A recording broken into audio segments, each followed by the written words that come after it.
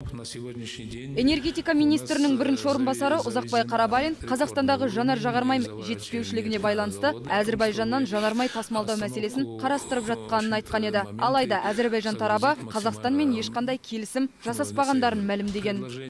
Қазақстан мен Әзірбайжан арасында дәл қазір бензин жеткізу туралы ресми келісім жоқ. Қазақстан тарапынан мұндай ұсыныстың болғаны рас, бірақ алдағы уақытта қандай жағдай боларын айта алмаймын.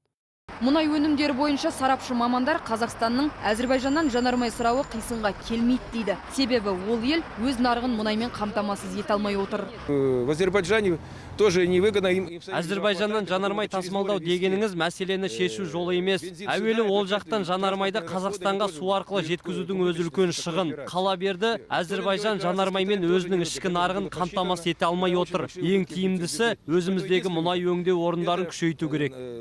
Ал экономист Меруерт Махмутова Қазақстандағы жанармай тапшылығынан жекелеген адамдардың пайдаға қарық болып отырғанын айтады. Қазақстан нарығында жанар-жағармайдың тапшылығын тоқтату үшін бұл саланы қатаң бақылауға алуды ұсынады.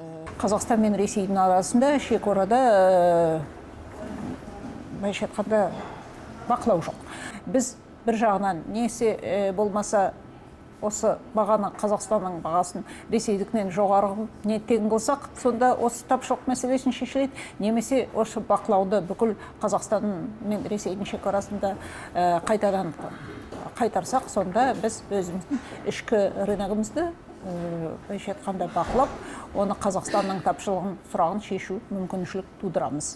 Екі елдің мұнай тасымалдаудағы келісімі бойынша Әзірбайжан ақпарат құралдары түрлі мәлімет таратуда. Алғашында Қазақстанға 3000 тонна айы 92 жеткізіледі десе, тағы бір басылым Әзірбайжан тарабы Қазақстанға жанармай тасымалдаудан бас тартты дейді. Алайда Қазақстанның енді қайдан бензин тасымалдайтыны белгісіз. Ал сарапшылар күн суыта түскен сайын сұраныстың арта түсетінін айтады.